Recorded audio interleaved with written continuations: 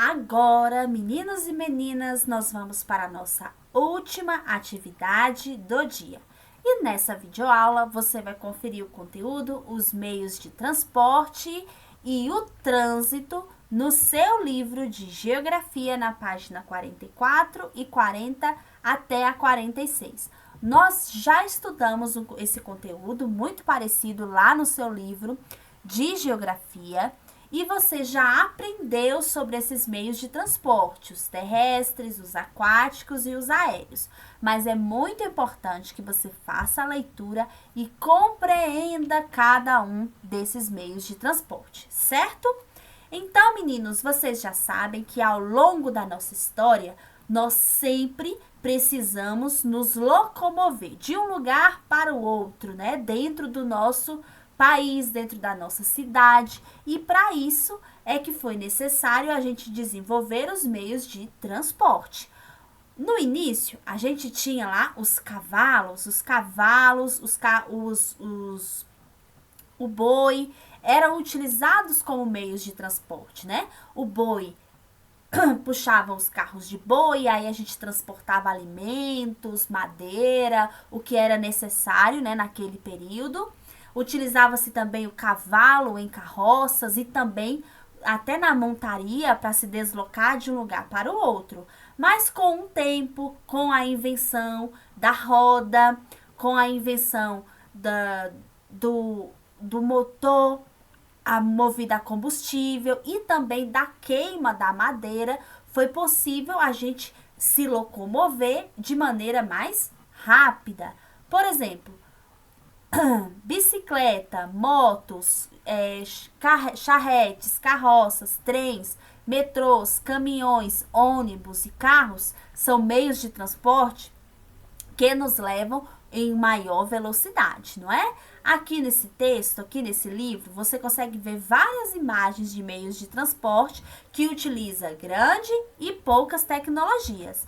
Por exemplo, quando nós estamos analisando um meio de transporte onde ele é puxado por um animal, como aqui nós temos, esse carro aqui que está sendo puxado pelo animal, a gente pode chamar aqui de uma charrete, não é? Ou a carroça, como a gente tem aqui, que faz o transporte de entulho dentro da nossa cidade. A gente tem aqui o uso de animais como meio de transporte, porém, você sabe que para esses veículos funcionar, você não precisa de grande tecnologia. No início, o trem ele era movido a partir da queima da madeira, que assim fazia mover os trens. Depois foi se usando o combustível, o petróleo e assim a gente foi desenvolvendo. A roda foi importantíssima, porque a roda ela facilitou o transporte. Quando o homem inventou a roda, facilitou a locomoção, até mesmo para os animais puxarem esses veículos, não é? Facilitou, porque assim tornou-se mais rápido, mais ágil e tornou uma invenção que nós utilizamos até hoje.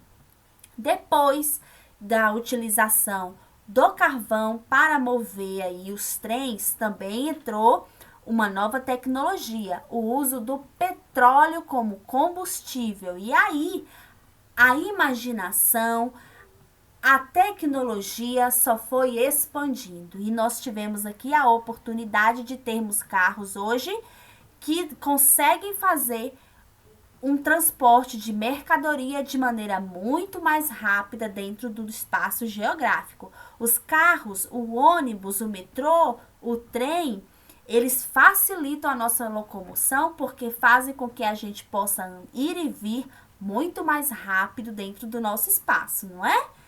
O avião também é outro meio de transporte que ao longo do tempo ele também substituiu e muito o uso de outro meio de transporte muito importante que é o navio. Para a gente se deslocar de um continente para outro, utilizava-se muito os transportes aquáticos, mas eles levam meses para se deslocar, dependendo do lugar que você deseja ir.